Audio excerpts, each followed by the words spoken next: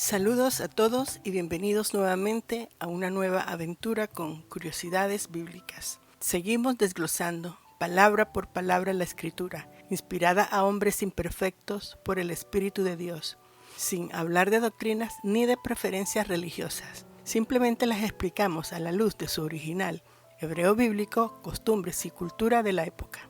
Si no se ha inscrito en este canal, yo le invito a hacerlo y a continuar escuchando nuestras meditaciones. En el video anterior hablamos plenamente acerca del nacimiento biológico y parte del nacimiento espiritual, e identificamos como semilla biológica humana a los espermatozoides y al óvulo, y como la semilla espiritual a la palabra de Dios. Video que les recomiendo altamente que lo vean.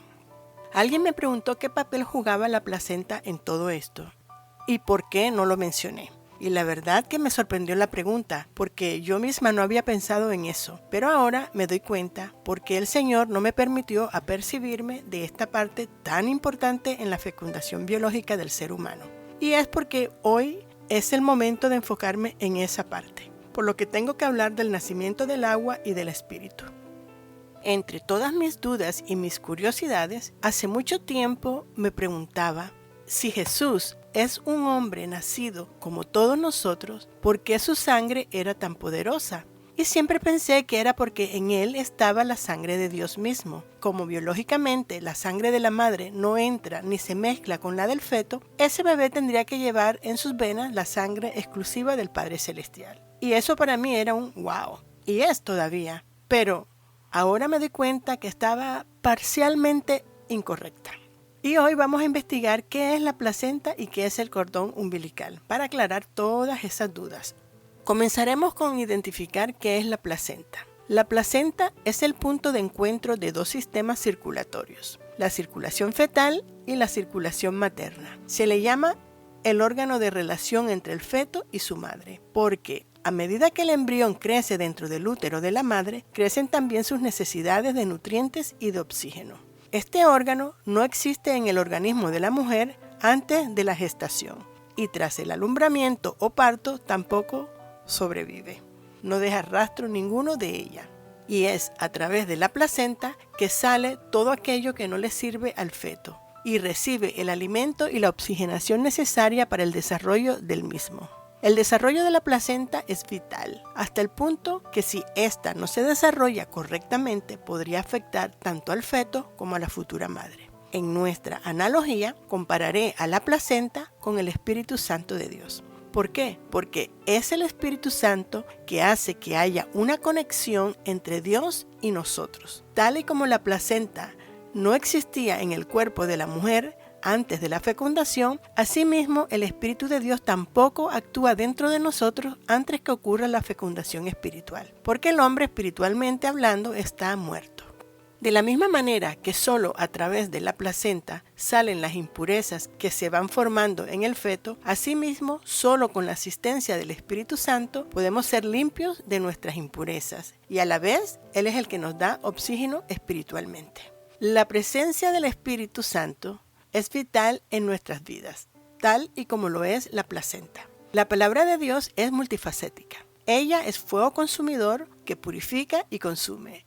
Y es el agua que nos limpia. Además, nos ayuda a llegar a la altura de Cristo Jesús. Sin su ayuda no podríamos sobrevivir. Estos conceptos están registrados en los siguientes textos. Ezequiel 36:27, Dios le dice al profeta: y pondré dentro de vosotros mi espíritu, y haré que andéis en mis estatutos, y guardéis mis preceptos, y los pongáis por obra. Así que Dios pone en nosotros de su espíritu.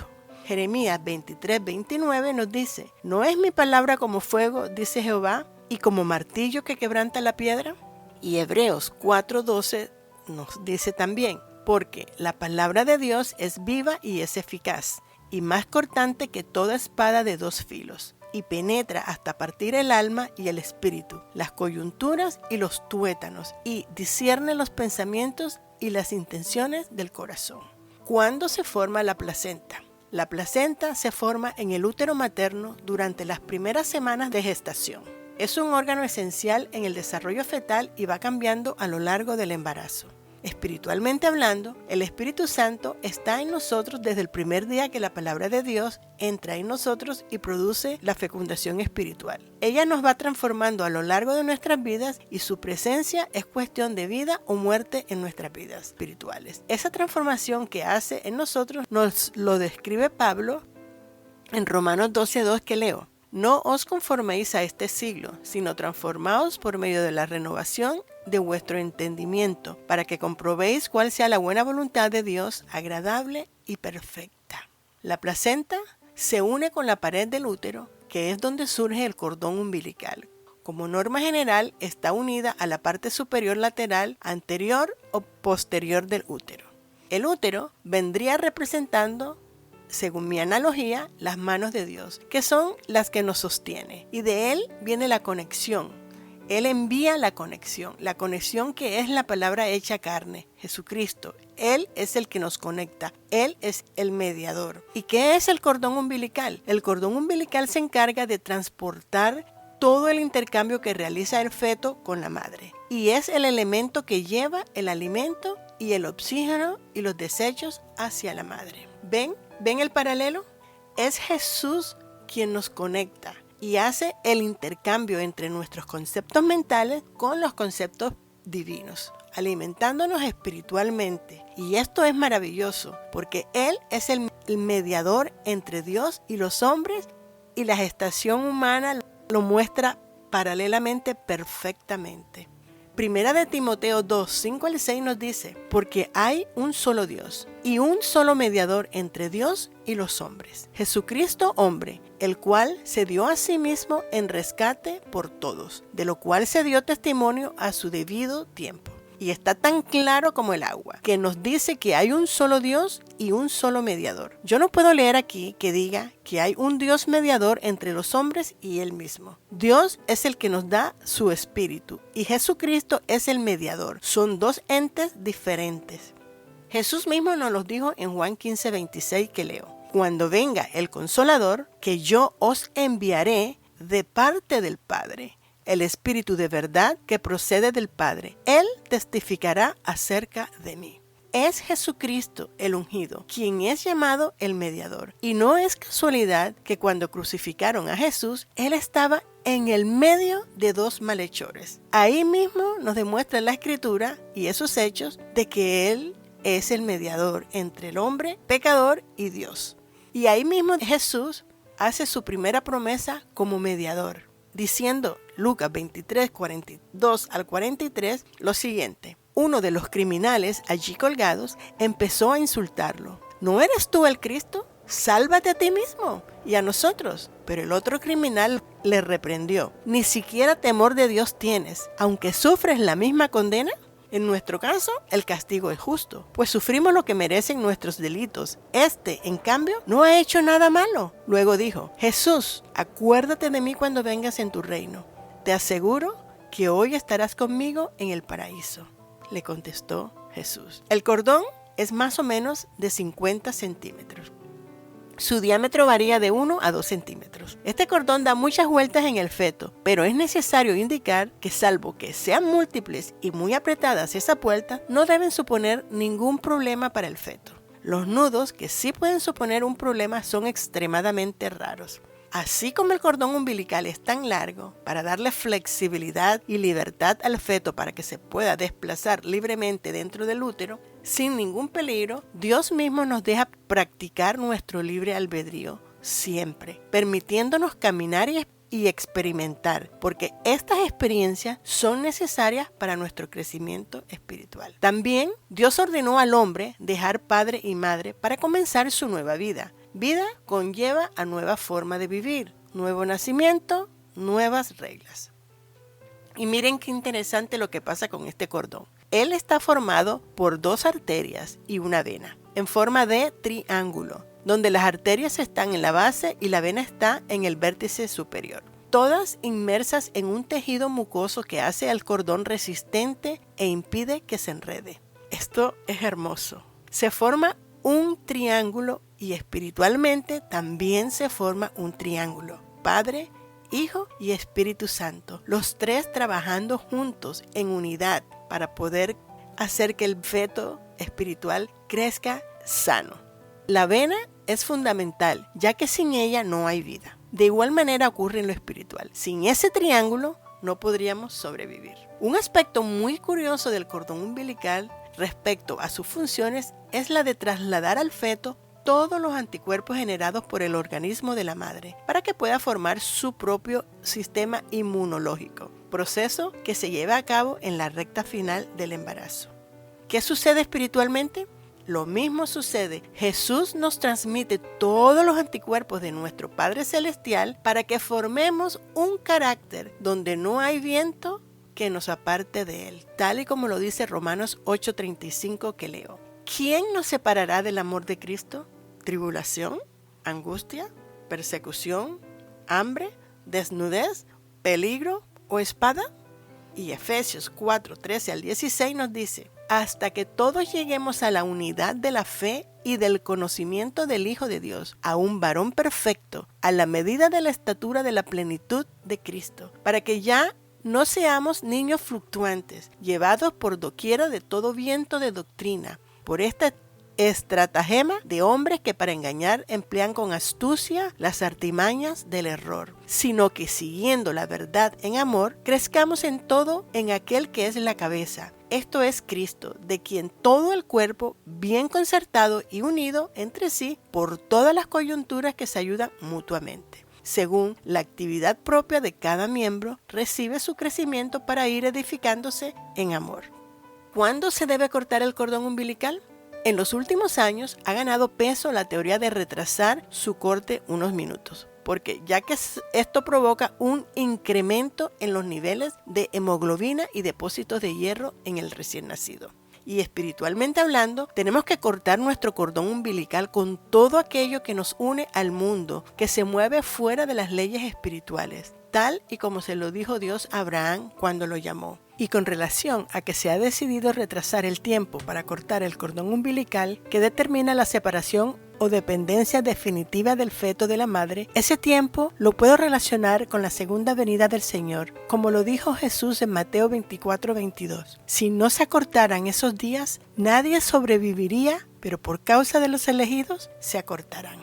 Génesis 12 del 1 al 3. Pero Jehová había dicho a Abraham: vete de tu tierra y de tu parentela y de la casa de tu padre, a la tierra que te mostraré, y haré de ti una nación grande y te bendeciré. Y engrandeceré tu nombre y serás bendición. Bendeciré a los que te bendijeren y a los que te maldijeren maldeciré. Y serán benditos en ti todas las familias de la tierra. Ya hemos hecho la analogía de casi todo del sistema reproductor del ser humano y del espíritu. Solo nos falta hablar sobre el nacimiento para poder ser hechos seres vivientes. Y lo que nos hace ser seres vivientes es la sangre, y sin ella no podríamos vivir. En el principio, dice la Escritura que Dios formó al hombre, a lo que metafóricamente hablando lo compararé con la fecundación, y luego sopló en sus fosas nasales dándole vida, convirtiéndolo en un ser viviente y almática. Génesis 2:7 dice: entonces Jehová Dios formó al hombre del polvo de la tierra y sopló en su nariz nafá, aliento de vida, neshama, y fue el hombre un ser viviente. Como vemos, en este texto no se puede entender de dónde sale la sangre para que el hombre tenga vida. Pero sí lo dice si vamos al hebreo. Cuando Dios sopló dentro de las fosas nasales del hombre, la palabra que se usó en hebreo para el acto de soplar es nafá. Y esta palabra expresa potencia con que sopló. No fue un soplo suave y delicado, no. Fue un soplo con intención, con fuerza, con poder. Y esta es la misma expresión que se usa en Ezequiel 37:9, que voy a leer. Entonces me dijo: profetiza al viento, profetiza, hijo de hombre, y di al viento: así dice el Señor Dios, ven de los 4 vientos, oh viento, y sopla sobre estos muertos para que vivan. Y los muertos vivieron. Entonces, así mismo sucedió cuando Dios sopló en las fosas nasales del ser humano. Entonces, ¿qué nos hizo vivir? ¿El soplo? No, fue el poder de Dios en ese soplo que causó la formación de la sangre. Y así comenzó la vida en la sangre. Y es por eso que en Levítico 17:11 nos dice: y es que la vida, nefesh, de todo ser está en la sangre. Yo les he dado a ustedes la sangre para que sobre el altar se haga expiación por ustedes, porque la vida, nefesh, de la carne está en la sangre, y yo os la he puesto sobre el altar para hacer expiación por vuestras almas, nefesh, pues es la sangre la que hace expiación por el alma.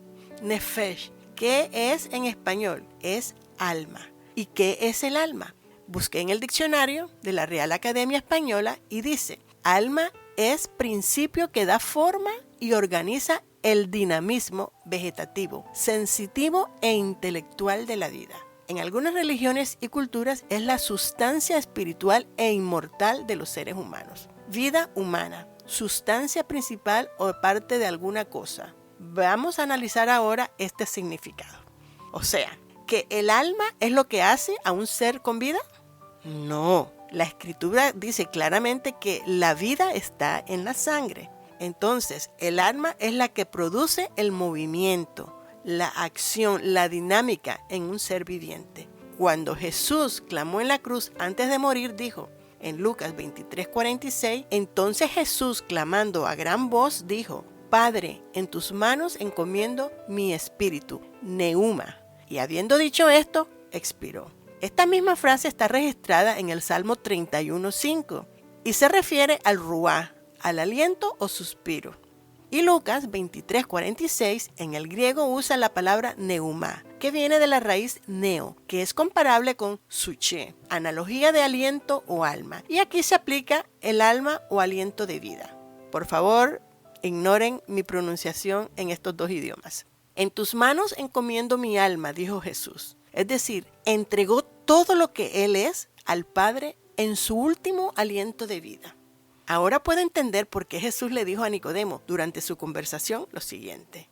Juan 3:5. Respondió Jesús: de cierto te digo, que el que no naciere de agua y del Espíritu no puede entrar en el reino de Dios. Así que para poder tener ese nacimiento del Espíritu necesitamos ese soplo, con ese poder, con ese nefá que producirá nuestra vida, nuestra nueva vida, tal y como ocurrió en el libro de Hechos. Hechos 2 del 1 al 4 nos dice: de repente vino del cielo un ruido como de una violenta ráfaga de viento y llenó toda la casa donde estaban reunidos. Se les aparecieron entonces unas lenguas como de fuego que se repartieron y posaron sobre cada uno de ellos. Todos fueron llenos del Espíritu Santo y comenzaron a hablar en diferentes lenguas, según el Espíritu les concedía expresarse.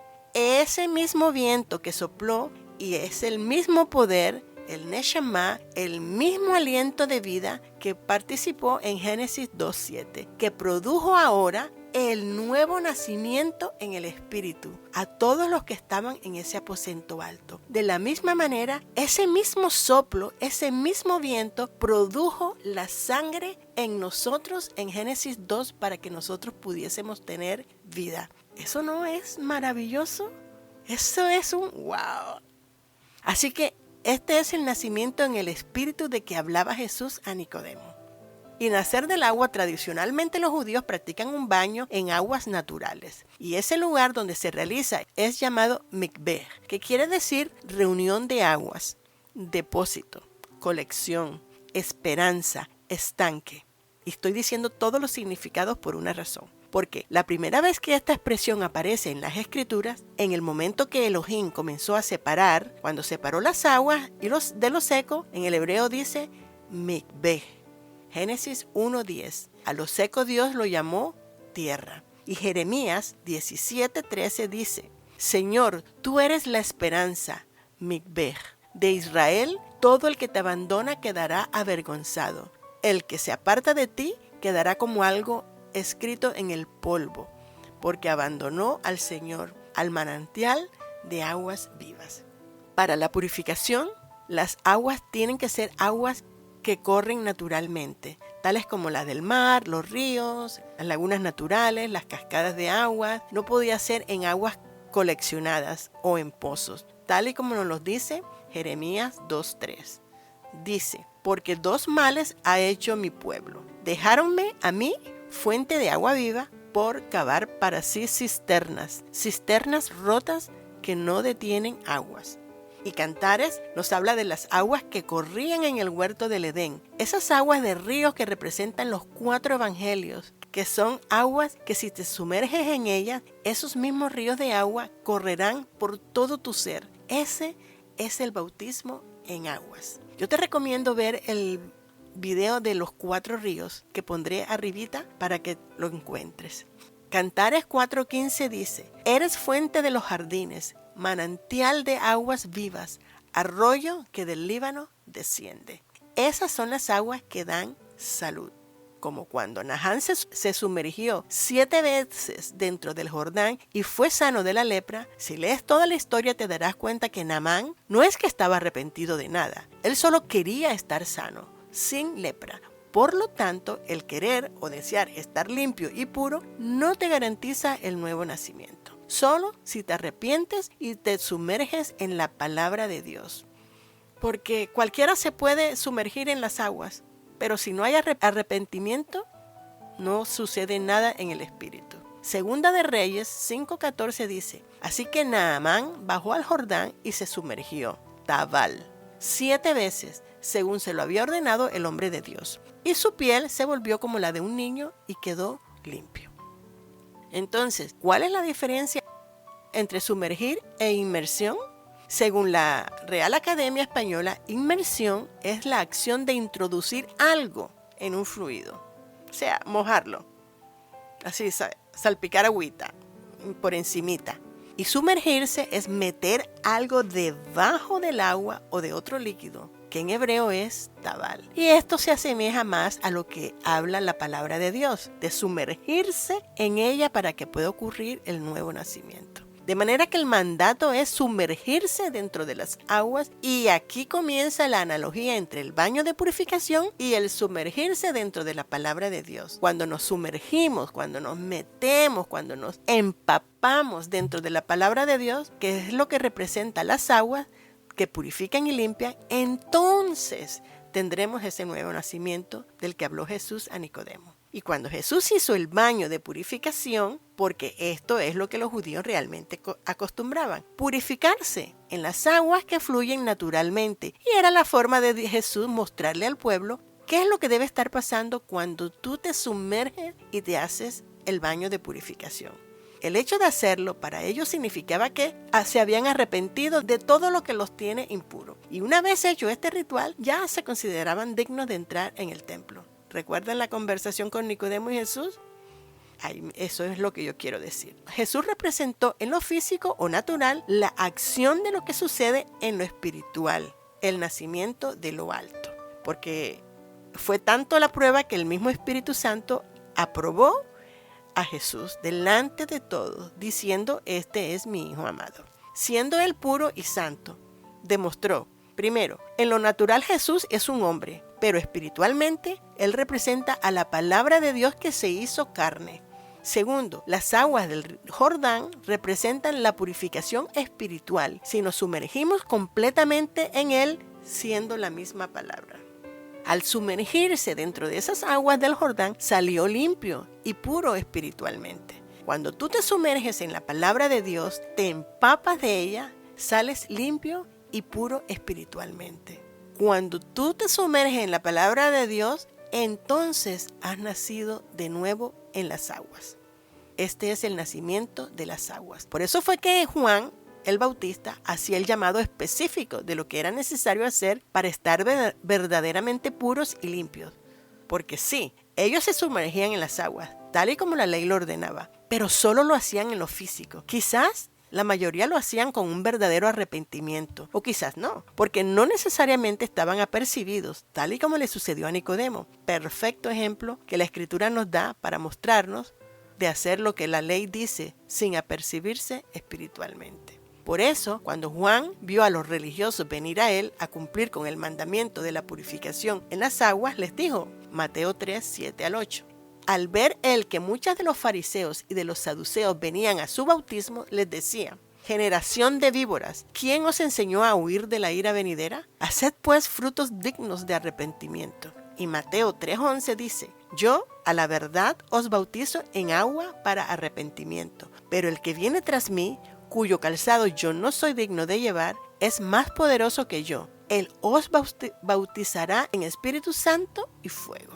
En el griego, la palabra que se usa para bautismo es literalmente baptizo, que significa sumergirse bajo la superficie. No dice rociarse con agua. Esa palabra es antexomai.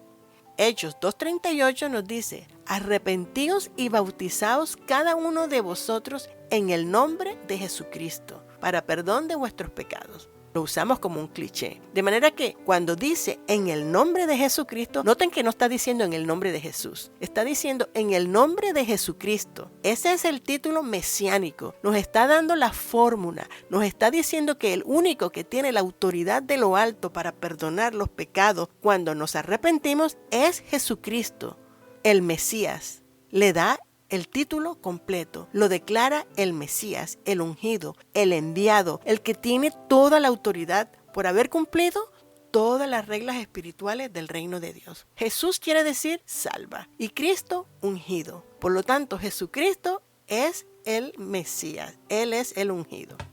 El bautismo en las aguas, que es realmente sumergirse dentro de la palabra de Dios, que es la que nos limpia y nos purifica, hace que nazcamos de nuevo. Amén. Los demás son rituales humanos y físicos. Cuando Jesús comenzó su ministerio, después de haber demostrado a todos cómo es que se entra al reino de Dios, fue llevado al desierto para ser probado. Y una vez que venció la tentación del maligno, salió y dijo, Mateo 4:17. Desde entonces comenzó Jesús a predicar: arrepentíos porque el reino de los cielos está cerca. Y Juan 3:5 dice: respondió Jesús, de cierto te digo, que el que no naciere del agua y del Espíritu no puede entrar en el reino de Dios. Y esto es nacer de lo alto en agua y en el Espíritu.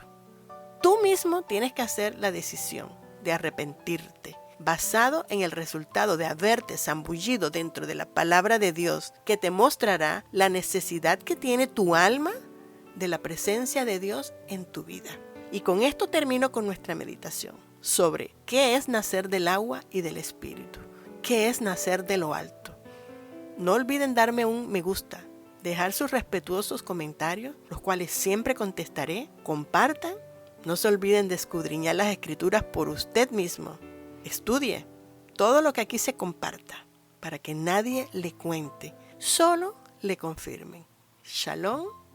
Shalom.